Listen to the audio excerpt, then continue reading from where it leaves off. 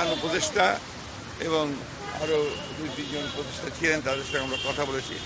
আজকে আমাদের আসার মূল উদ্দেশ্য ছিল যে সাম্প্রতিককালে যে উদ্ভূত পরিস্থিতি, বিশেষ করে গত কয়েকদিন ধরে যে আইন শৃঙ্খলা পরিস্থিতি, পরিস্থিতি এবং আপনার ছাত্রদের কয়েকটি কলেজের সমস্যা নিয়ে, এই বিষয়গুলো নিয়ে আমরা আমাদের যে দলের পক্ষ থেকে যে আমাদের উদ্বেগ, সেই উদ্বেগের কথা আমরা তাকে জানিয়েছি এবং আমরা আশা করেছি যে আমরা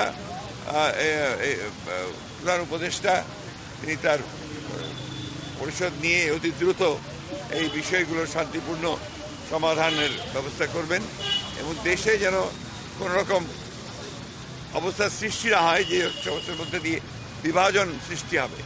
এখন যেটা সবচেয়ে বেশি প্রয়োজন আমরা বলে এসেছি এই মুহূর্তে, সেটা সবচেয়ে বড় প্রয়োজন হচ্ছে জাতীয় ঐক্য।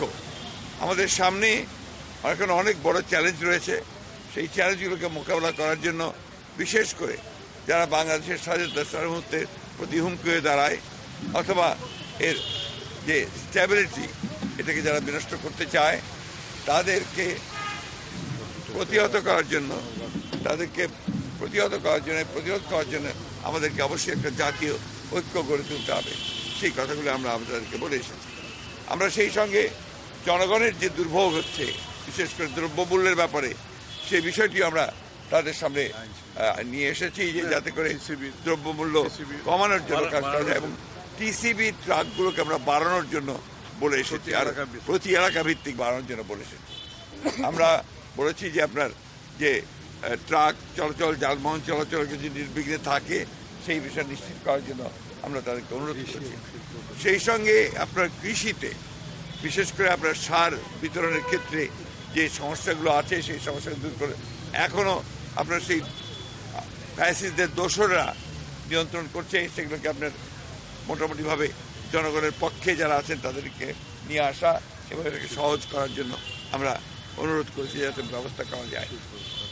সেই সঙ্গে শিল্প উৎপাদনের ক্ষেত্রে আমরা বলেছি যে যেন আপনার এই নর্মাল যে আপনার অ্যাক্টিভিটি সেটা যেন চালু থাকে, বিশেষ করে শিল্পাঞ্চলে শ্রমিকদের বেতনের ক্ষেত্রে যেন কোনো আপনার বাধা সৃষ্টি না হয় এবং তারা যেন বেতন পান। তার জন্য প্রয়োজনে সরকারকে ঋণ দেওয়ার জন্য আমরা বলেছি যে বেশি করে ঋণ দিয়ে তাদেরকে এই বেতনের ব্যবস্থা করতে হবে। আমরা আরেকটা বিষয় অত্যন্ত গুরুত্বপূর্ণভাবে বলে এসেছি হচ্ছে যে ইউনিয়ন পরিষদ যেগুলো এখনো আছে, এই ইউনিয়ন পরিষদগুলো বেশিরভাগ সময় সেই ফ্যাসিস্ট সরকারের আমলে জবরদস্তি নির্বাচন করে তাদের মতো করে নিয়ে এসেছিল।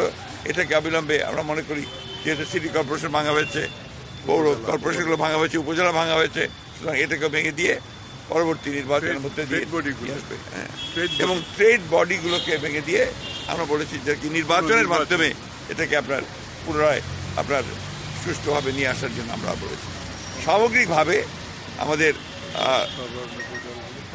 সমস্ত রাজনৈতিক দলগুলোর সাথে আলাপ আলোচনা করে এই একটা জাতীয় ঐক্য সৃষ্টি করার ব্যাপারেও আমরা আহ্বান জানিয়েছি।